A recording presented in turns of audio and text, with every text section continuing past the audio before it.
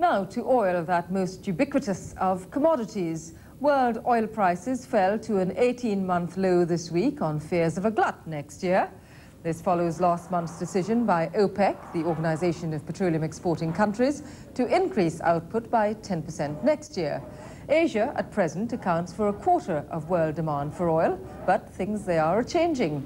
So, with the economic situation in Asia markedly different to this time last year, how does this impact on the need for oil and on the price of oil? Well, for more, I'm joined by Tom James, Asia-Pacific Regional Manager of Credit Lyonnais Rouse Derivatives here in Singapore. Thank you very much indeed for joining us. Thank you. Why are prices so low at the moment? Well, we've seen a constant overproduction or supply of oil to the market from the major oil producers, particularly out of the Middle East, and weather patterns, currency turmoil in Asia. This is all combined with a sort of a lack of demand, certainly a big slowdown in crude oil demand. So clearly the freak weather pattern, El Nino, creating higher temperatures, and that is making the domestic demand for heating fuel less of a demand. But the currency crisis in Asia, clearly one of the things you have immediately when there's economic slowdown is that industry starts cutting back. How much will that impact on the need for oil in this part of the world, and indeed on the price of oil ultimately? Well, it has two effects, actually. The first has been certainly on crude oil demand. Obviously, economists, when they're building refineries, planning refineries, they look many years in advance. And certainly crude oil supply has not been soaked up, has not been taken up by the very new refineries in this region, which have been built for the anticipated extra demand. So there's been a big problem with the expected crude oil demand not coming. The second is that the refineries have to run here at a certain percentage, or otherwise they have to be shut down. So even if there isn't the demand, and as there is the case at the moment, even if there isn't the demand for the gasoline or heating oil, they still have to produce something. So they have to find a place to send that to. So we've seen exports of products like gasoline, heating oil, going from this region even as far as America, just for refiners to sell it. Now, one of the basic laws of economics is that if you increase output, prices tend to fall.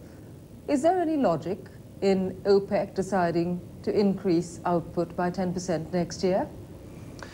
I think it was a very tough decision for OPEC. They could have tried to pull the groups of OPEC together to try to formulate some sort of cutback, which, even if it had worked in the short term, it would not have affected prices too much. The psychology of the market is that OPEC rarely manages to get together these days. Or they could have done nothing, in which case prices would have gone down, or, as they did, they increased their quota, and in fact, they increased their quota just to match their current production. So they were already producing 27 million or so. They've raised the quota to 27.5. So the actual impact to the market is not so big. I mean, if they hadn't done anything, they would have still been producing 27 million barrels a day. At least now they can say to everyone they're only producing 500,000 barrels, or they're producing, under their quota.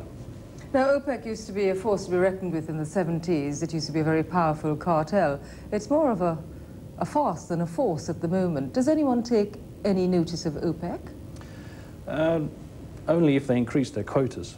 I think the fact of the matter is that the market has not been taking them too seriously with regard to cutbacks. It's unfortunate, but OPEC still remains a very strong body for discussion, forum, and a focus for the market. That's certainly the fact.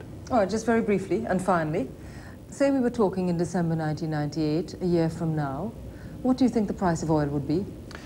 Well, estimates are that OPEC production will be perhaps 1 million barrels more than is actually needed by the market.